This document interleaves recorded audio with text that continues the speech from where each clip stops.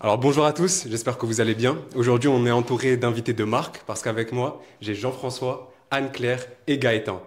Alors bonjour, je m'appelle Jean-François Groux, je suis responsable mécénat et partenariat au sein de la Fédération du Secours populaire français du département du Nord. Anne-Claire de Bondu, je suis la responsable marketing communication, référente RSE de CDO Région Nord-Normandie. Alors, bonjour à tous, donc Gaëtan Ferrand, je suis directeur offre et stock comme Anne-Claire, donc sur la région Nord-Normandie chez CDO. D'accord, alors pouvez-vous s'il vous plaît nous présenter un petit peu l'activité de CDO dans un premier temps? Bien sûr. Donc nous sommes une société qui fait partie du groupe Saint-Gobain. Donc on est en charge de la distribution principalement sanitaire, chauffage et plomberie. Donc on rayonne, nous en tout cas sur la région, on a 70 points de vente qui sont au plus proche des clients chaque jour. Ok. Et dans ce contexte, quelles sont les problématiques de stock que vous pouvez rencontrer dans l'entreprise? Alors, je ne vais pas parler de problématique, mais effectivement, on est sujet à accumuler parfois un peu de stock. Du stock coûte de l'argent et génère, enfin, un besoin de beaucoup de place dans nos agences et nos plateformes. Donc on a un besoin d'écoulement assez régulier de cette valeur et du nombre de produits qu'on a dans nos agences. Super. Bon, je pense que beaucoup de personnes connaissent le Secours populaire français, mais on va quand même te laisser présenter ça. Ouais.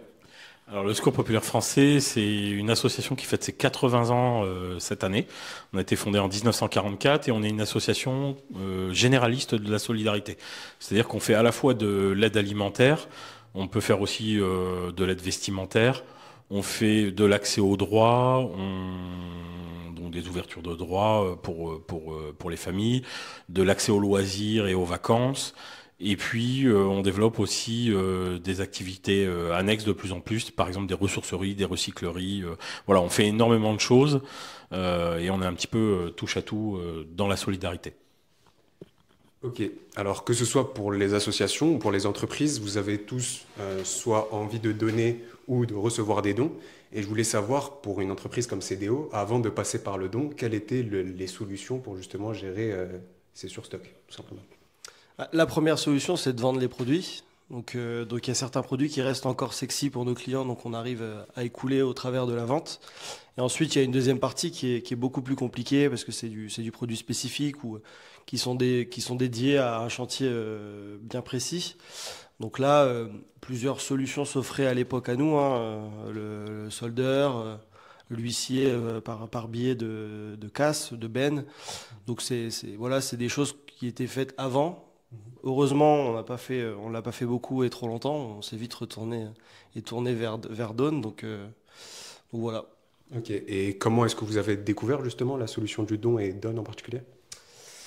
Un peu comme ce qu'on est en train de faire là, c'est que c'est passé par les réseaux, c'est-à-dire que c'est une connexion qui s'est faite entre notre DG actuel et Thomas. Ils se sont découverts, enfin ils se sont rencontrés sur les réseaux et puis de fil en aiguille, le premier don est arrivé, ça s'est bien passé, donc ça continue. Super. Et pour l'instant, comment s'est passée votre expérience chez Don? Est-ce qu'on a su bien vous accompagner? Est-ce que vous êtes satisfait? Je parle souvent de solutions clés en main. En fait, pour une société comme nous, où on a beaucoup, enfin, on a des points de chute différents, on a des agences qui sont éparpillées sur la région. Donc, on a besoin d'une solution où on se pose pas trop de questions. En fait, on met à disposition les produits et après, ils sont enlevés et destinés aux associations. Donc, c'est vraiment une solution clé en main où on réfléchit pas à grand chose à part remplir un fichier Excel et contacter Don. Super. Et du coup, là, on a vu d'un point de vue entreprise, mais d'un point de vue association, vous, de votre côté, comment se passe l'accompagnement chez Don et surtout comment vous avez découvert Don? Alors, moi, j'ai découvert Don au tout départ, quand ça a été au moment quasiment de la fondation de l'entreprise. On a été tout simplement démarché par Thomas de mémoire et qui nous a expliqué un petit peu le projet. Et ensuite, on est en contact directement avec l'équipe qui nous contacte soit par mail, soit directement par téléphone pour nous proposer des stocks qui sont susceptibles de nous intéresser. Donc, et c'est pareil, c'est une solution clé en main. C'est-à-dire que à partir du moment où on dit OK au niveau du don, on est accompagné jusqu'au bout, y compris en termes de logistique, ce qui est quand même assez avantageux pour nous, quoi. Du coup, hormis Don, quelles sont vos différentes sources de dons? Comment vous recevez les dons et comment vous les traitez? Alors, les différentes sources de dons, c'est pour beaucoup du particulier. Ça peut être des entreprises qui nous connaissent et qui nous contactent directement. Et en règle générale, c'est en termes de logistique, c'est nous qui allons chercher les produits directement des entreprises quand il est possible de les prendre. Et pour les dons des particuliers, c'est essentiellement les particuliers qui viennent directement à nous, quoi. Et si on prend l'exemple d'un don que vous avez reçu par exemple de chez CDO, est-ce que vous pouvez nous dire par exemple quel retour vous avez pu en faire, comment vous avez pu profiter des produits tout simplement de CDO? Alors, sur les produits CDO, il y en a une partie qui sont allés directement sur nos ressourceries pour être proposés soit aux familles, soit au public. Une autre partie est allée chez d'autres associations avec qui on travaille et qui font notamment du réaménagement pour les familles en précarité et qui ont besoin de produits très spécifiques.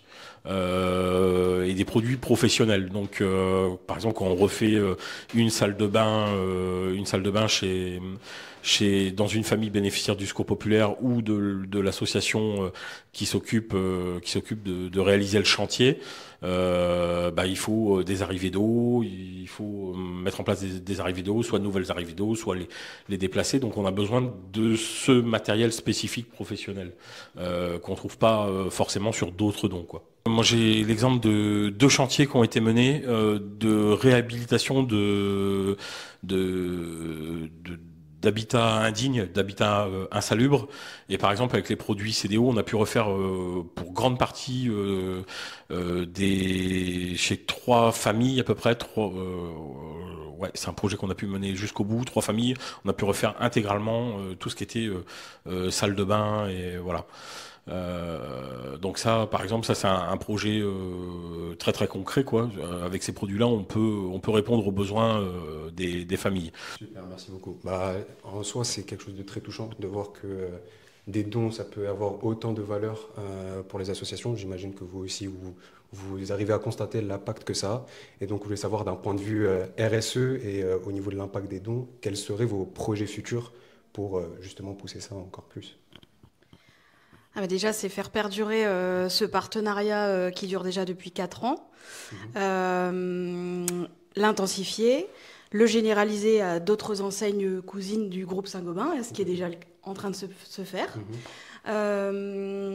Et puis, on en discutait justement tout à l'heure avec Thomas, on aimerait bien créer des connexions entre les donateurs, du coup, qui sont nos agences, et les bénéficiaires, puisque tout à l'heure on parlait de fichiers Excel. Pour le moment, ça se résume un peu à ça, en fait. Pour l'agence qui donne, on lui donne l'information, écoute, voilà la liste des produits que tu peux donner. Il y a le Secours populaire qui va venir le chercher à telle date, vers telle heure.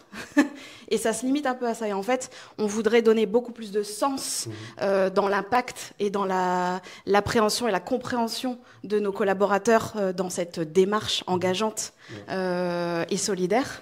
Donc ça fait partie des projets aussi de rendre visible ce que deviennent nos produits donnés.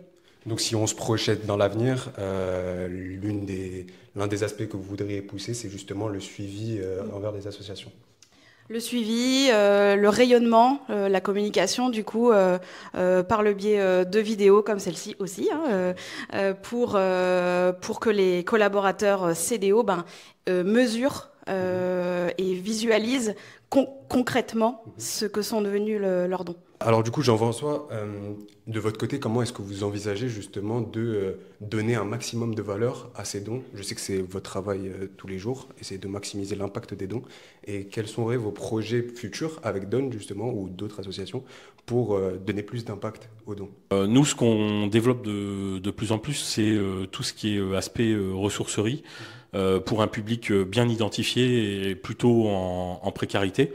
Donc les dons qui viennent notamment de chez CDO, ça c'est des produits qui nous intéressent.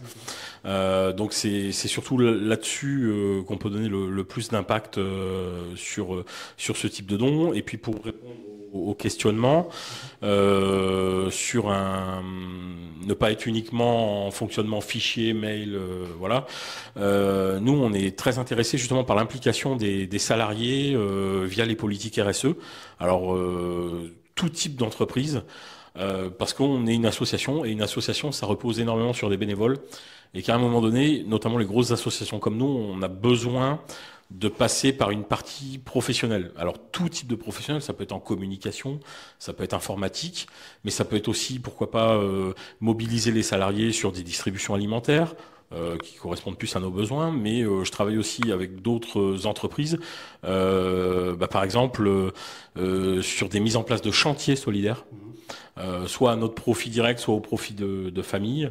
Voilà, il y a tout à construire et tout à imaginer, et les besoins sont énormes. Pour vous donner un ordre d'idée, dans le département du Nord, et juste le département du Nord, le Secours populaire accompagne 100 000 personnes. Donc 100 000 personnes, ça veut dire des besoins divers et variés. Et donc, effectivement, quand les entreprises mènent des politiques RSE, notamment à destination des associations comme la nôtre, on saute dessus parce que c'est quelque chose qui nous intéresse énormément, quoi. Je pense que le besoin va rencontrer l'offre. Parce qu'en fait, chez Saint-Gobain, chaque collaborateur a le droit à 2 jours sur son temps de travail en mécénat de compétences. Et donc, c'est aussi dans nos souhaits chez CDO, la région Nord-Normandie, et moi, en tant que référente RSE, ça me tient à cœur de développer le mécénat de compétences chez nos collaborateurs et d'aller emmener du coup concrètement des collaborateurs dans des associations bénéficiaires des dons via Donne. En fait, la boucle est bouclée.